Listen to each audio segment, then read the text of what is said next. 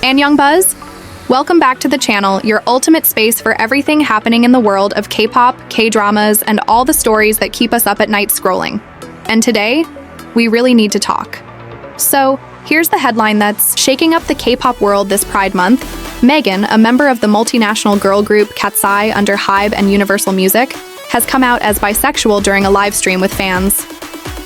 This makes her the second openly bisexual member of the group after Lara came out earlier this year. And y'all, this is huge. Like, not just for the group, not just for Pride Month, but for K-pop history. Megan's announcement was short, simple, and powerful. During her live stream, she said, "I want to come out, I'm bisexual." That's it.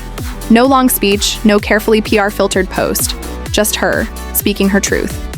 Honestly, that's brave. Especially in an industry that's still very cautious when it comes to LGBTQ+ representation. Now, if you've been following KATSEYE, you know they're not your average rookie girl group. They debuted in June 2024 through the survival program, the debut Dream Academy, and their members come from all around the world, from Korea to India, Switzerland, the Philippines, the US. They were literally built for global stages, and now with 2 members openly identifying as bisexual, and possibly a third if we're counting the buzz around Manon's Instagram photos with her girlfriend, they've become the first active K-pop girl group with 2 out queer members. Let that sink in. But of course, with any kind of progress, there's always pushback. While international fans celebrated Megan's coming out, flooding the live stream comments with love and rainbow hearts, a viral post on Pann, one of Korea's biggest online forums, brought out a wave of controversy, and honestly, some of the top comments were disappointing. Let me read a few to you, and you tell me what you think. One said, "Who asked? Whether you're dating a girl or not, just focus on doing your job." Another said, 90% of these things are just fashion bisexuality or queer baiting. It's a marketing strategy.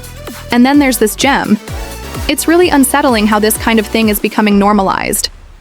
Ooh, where do we even begin? First off, the idea that Megan, or anyone, would come out for clout or for marketing purposes. That's a dangerous narrative. Coming out is never easy, especially not in a public setting where millions are watching. And definitely not in an industry where idols get scrutinized for everything, from what they wear to who they follow on Instagram. If anything, coming out can hurt their career more than help it. So let's not act like this is some kind of gimmick. Second, the comment saying, "Just do your job." Okay, but let's break that down. What is the job of an idol in 2025? Is it just singing and dancing? Or is it also about being relatable, being human, and using your platform to connect with fans around the world? Because the K-pop landscape has changed. Fans want authenticity. We want idols who can be honest about who they are. And Megan did just that. But I want to hear from you. Do you think idols should feel safe enough to come out publicly? Or do you think it's still too risky in this industry? Comment down below. And let's try to keep it respectful, yeah? Now, let's zoom out a bit. With Megan and Lara both out, and possibly Manon, we now have a girl group where queer identity isn't just a side note. It's part of the group's actual DNA. That's representation. And for young fans, especially queer fans around the world who love K-pop but never saw themselves in it, this means everything. Think back even 5 years ago. Could we have imagined a K-pop girl group openly discussing their bisexuality in real time, with support from their agency and fans alike? This is a new era. And yes, there's still a long way to go. The Pann backlash shows that there's still a gap in understanding, especially in more conservative online spaces. But the conversation is happening. People are pushing back.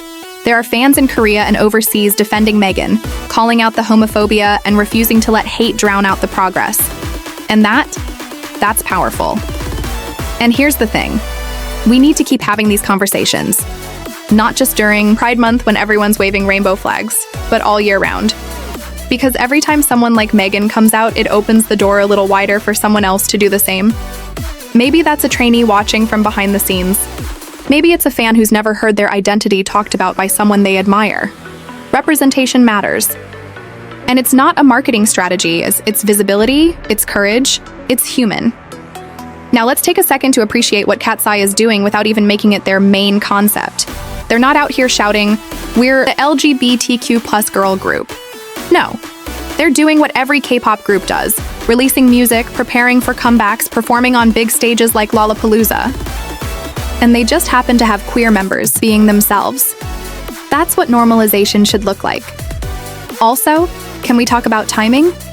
KATSEYE is about to drop their second EP, Beautiful Chaos, on June 27th. And I feel like that title hits a little different now, doesn't it? Because it's not just a comeback, it's a moment of transition. A moment where we see them evolving not just as artists, but as people. They're also performing at Lollapalooza this summer, which is massive. A K-pop rookie girl group performing at one of the biggest music festivals in the US? That's not just hype. That's a clear sign HYBE and Universal know the potential this group has globally. And maybe, just maybe, they're leaning into that global mindset by supporting members who want to live authentically. But I do wonder, how will the Korean general public react once this starts gaining more mainstream media coverage? Will KATSEYE still get booked on local variety shows? Will Korean music shows give them the same screen time? We know the international K-pop community is a lot more open when it comes to queer identities, but the domestic scene, still very conservative in many ways. This is why fan support is so important right now. If you're a fan of KATSEYE, this is your moment to show it. Stream their music, hype up their comeback, call out the trolls, and make sure your voices are louder than the hate. Because even though we're seeing progress, it can disappear just as quickly without community support. I also want to shout out how brave Megan is for doing this during a live stream. Not a carefully edited YouTube documentary, not a scheduled press release. Just a casual moment with fans where she felt safe enough to be herself. And isn't that what we want from our idols? Real connection, real honesty. But here's something to think about. Should companies like HYBE be more vocal in supporting their LGBTQ plus idols publicly? Like, imagine if they put out a statement like, "We support all of our artists in being who they are." That would be a game changer, right? I know they're probably walking a tightrope trying to maintain relationships with both international and Korean markets, but silence can also feel like complicity. So what do you guys think? Should agencies step up more publicly when stuff like this happens? Or is it enough to just not stand in the way? Let's open that debate in the comments. Also, hey, side note, does this mean we're finally moving past the era of fan service and fake ships and into something more real? K-pop used to rely heavily on subtle queer coding and bromance or cismance to keep fans hooked without ever confirming anything. But now, the closet doors are opening and idols are stepping out on their own terms. And I don't know about you, but I'm here for it. We're watching a cultural shift in real time, and KATSEYE is right at the center of it. So as we wrap this up, here's my question to all of you watching. What does it really mean to be a global K-pop group in 2025? Is it just about language and diversity of nationality? Or does it also mean embracing diverse identities, stories, and love? Let me know in the comments.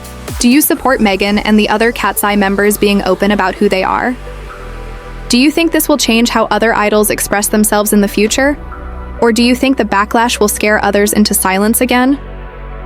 I want to hear your honest thoughts. This is a safe space. Let's talk about it. Don't forget to like this video if you believe in more representation in K-pop, subscribe if you haven't already, and share this with a friend who needs to hear some good news this Pride Month.